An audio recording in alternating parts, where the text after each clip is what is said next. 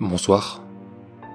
Je commence ce blog sans aucune attente, à part peut-être le fol espoir que quelqu'un dans le monde vive la même chose que moi, quelque part. Mais bon, même si il ou elle existait, je ne crois pas que cette personne puisse lire ce que je vais écrire. Pourquoi aujourd'hui ? J'ai retrouvé dans mes tiroirs un dessin qui date et qui m'a donné envie de parler de ce que je vivais. Je dirais que ça a commencé lorsque j'étais enfant. Probablement vers 5 ans. Un rêve. Dans ce rêve, je devais sauver un Peter Pan qui avait des yeux rouges et la peau bleue. Un air malin, malfaisant. Il me disait que je devais le sauver parce qu'il était prisonnier de ce monde. Ce que j'ai fait. En même temps, Peter Pan, c'était mon héros à l'époque. À ce moment-là, il a éclaté de rire. Je me souviendrai toujours de ce rire long, méchant, mais en même temps enfantin. Il me disait quelque chose comme « Tu m'as libéré, mais je ne suis pas Peter Pan. Juste un démon, et je t'ai piégé maintenant. » Bon d'accord, ce rêve n'est pas intéressant. Ce qui me perturbe vraiment est la sensation que j'ai ressentie à ce moment-là. Un vide dans mon estomac, un putain de shot d'adrénaline, et une sorte de plaisir intense. Mieux que le désir, mieux que de tomber amoureux, mieux que la montée d'endorphine au creux des reins quand on vient d'apercevoir son crush dans le couloir. Et en même temps, il y avait un dégoût énorme, une nausée indescriptible, comme si je me dégoûtais et que ça me plaisait. Ces deux sentiments couplés l'un à l'autre forment un mélange incroyable. Je ne demanderai pas à ceux qui ne l'ont jamais vécu de l'imaginer, je pense que ce n'est pas possible. C'est l'impression que tout ce qui est immoral, interdit comme le meurtre, le mensonge, la douleur est ce qui existe de plus beau dans l'univers. L'impression d'ouvrir une porte vers un monde parallèle, peut-être moins accueillant que le nôtre, mais beaucoup plus intense. C'est une sensation que, je tiens à le préciser, je n'ai jamais eue dans ma vie éveillée. J'étais jeune, mais ce rêve m'a quand même beaucoup troublé. Je me suis nourri du souvenir de cette sensation pendant plusieurs jours. Voilà même le dessin que j'en ai fait, peu de temps après, celui que j'ai retrouvé. Je n'ai jamais refait le même rêve, même du haut de mes 22 ans.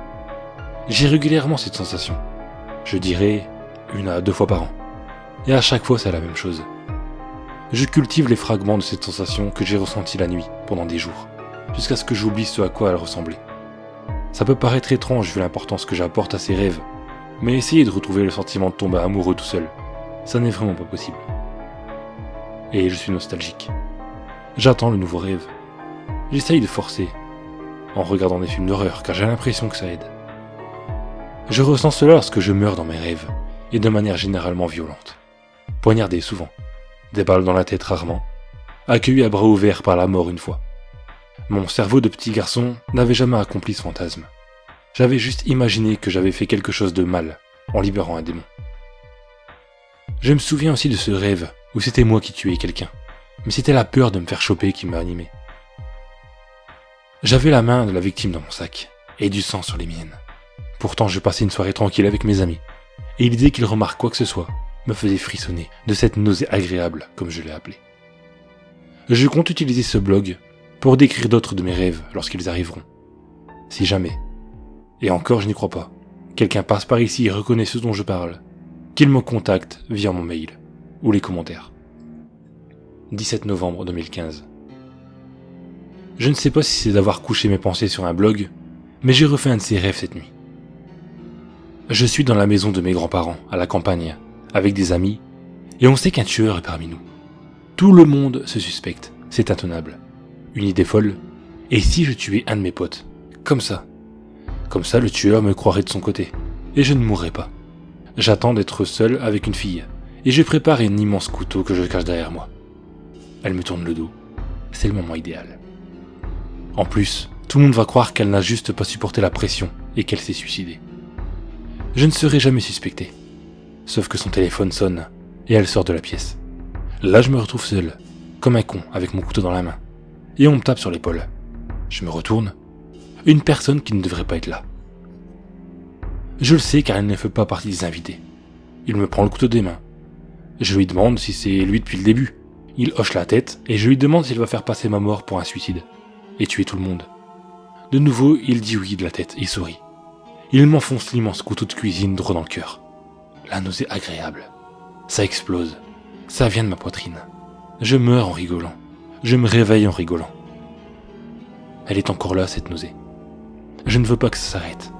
J'essaye de me souvenir ce que j'ai fait de particulier aujourd'hui. Rien. Elle arrive quand ça lui chante. Je veux de nouveau vivre ça. Mais je ne sais pas comment faire. 25 novembre 2015. Ça fait une semaine maintenant. Ça a complètement disparu. Je veux la retrouver. 26 novembre 2015. J'ai reçu un mail anonyme. Le mail dit « Salut. Je sais ce que c'est. Ce que t'appelles ta nausée agréable, j'en ai aussi. C'est super malsain. Hein. Le truc, c'est de s'aider de ses rêves pour trouver l'élément déclencheur. J'ai l'impression que toi, c'est la mort. Ou la douleur, peut-être. L'idée me semble logique, mais bon, de là à me faire du mal pour retrouver cette sensation. Ouais, bof. 30 novembre 2015. L'idée me trotte de plus en plus dans la tête. Je n'ai pas envie d'attendre un an pour avoir de nouveau ma nausée. 4 décembre 2015. Bon, je l'ai fait. Je me suis griffé les bras et les poignets avec des ciseaux juste avant de dormir. Je l'ai vite fait entourer d'un bandage pour ne pas salir mes draps. C'est pas super propre, mais bon, ça passe ou ça casse. Bonne nuit.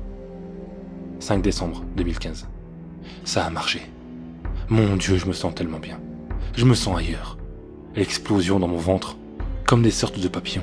Non, plutôt comme des scarabées. Je viens juste de me réveiller. Pour faire court, j'ai rêvé qu'un homme était hypnotisé par un film bizarre, fait par des enfants, avec des images saccadées. Sous l'influence de ce film, il détruisait ensuite une poupée, vous savez, celle qui ressemble à des bébés, en découpant avec des ciseaux ses joues et ses lèvres. Sauf que cette soi-disant poupée était en fait un vrai enfant. Moi je le sais, mais lui non, car le film modifie sa vision de la réalité. Mais c'est comme si j'étais dans son hallucination. Et je ne vois pas l'enfant mais le jouet qui me regarde avec des yeux implorants. Je sais qu'il est vivant, mais je ne vais pas le dire. Je ne veux pas le dire. Je veux l'observer, ressentir sa douleur. Je le vois, impuissant, de ses grands yeux beaucoup trop humains, les pupilles rétrécies par la souffrance. Je détourne le regard quelques secondes. Lorsque je reviens, l'homme a construit une chaise avec la poupée. Il a construit une chaise avec un enfant.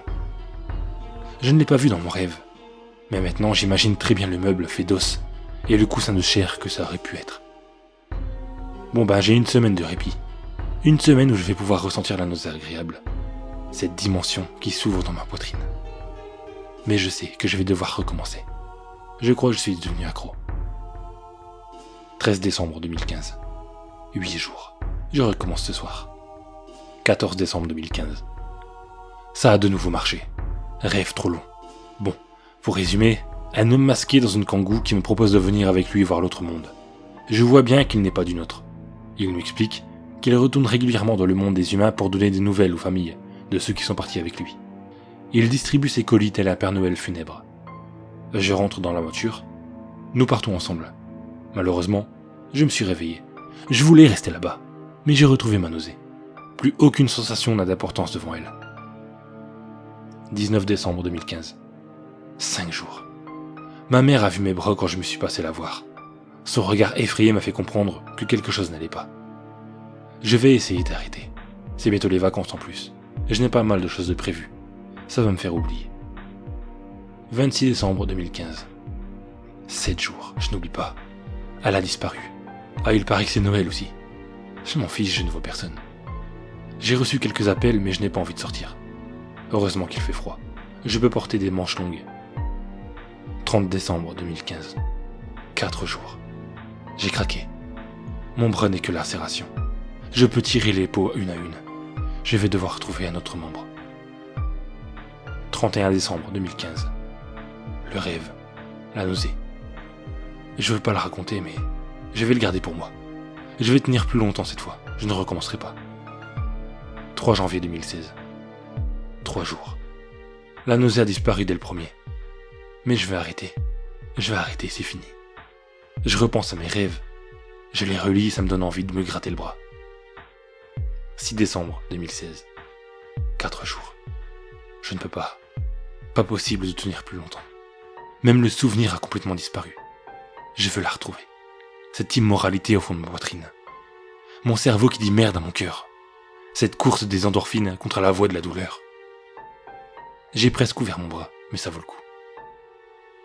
7 janvier 2016. J'ai rêvé que j'étais chez le coiffeur, assis et attaché à une chaise. Le coiffeur arrive et pose un voile sur le miroir. Il me dit qu'il va me rendre encore plus beau. Il tourne autour de moi avec ses ciseaux. Je le vois. Son visage se transforme en masque de Venise, de démon, avec des cornes et un long nez. Il tourne autour de moi de plus en plus vite, et des gens s'attroupent pour me regarder. À la fin, il me passe un petit miroir, et il me dit « Vous allez voir, vous allez adorer ». Il n'a pas touché à mes cheveux. Mais mon visage est écorché, comme un masque rouge dégoulinant et des yeux écarquillés. Il commence à rire. Je touche et ça colle, et c'est chaud. Ça palpite sous mes doigts. Je me suis réveillé en tremblant. La sensation est plus forte que jamais. Je suis resté allongé pendant un temps indéfini. Pendant 3 heures au moins. En fermant les yeux et en profitant de ce que je ressentais. Je recommence ce soir. 7 janvier 2016. J'ai compris le sens de ce dernier rêve. On m'a dit que je devais m'aider de mes rêves pour retrouver ma nausée. Et ce que mon cerveau veut me dire me semble assez clair. Le plus dur, c'était de trouver l'outil le plus précis pour faire ce que je devais. Mais ça valait infiniment le coup. Je touche mon visage. Il est beaucoup plus doux, beaucoup plus chaud maintenant. J'ai horriblement mal. Je me sens superbement bien. Je crois que je vais me rendormir maintenant. Les morts se relèvent ce fameux soir où les gens s'amusent et se déguisent, les âmes finissent morcelées, scellées lorsque l'enfance se brise. Horreur, mystère, un vent glacial, je vais trembler jusqu'en Antarctique. Légende urbaine, creepypasta, c'est l'heure du récit fantastique.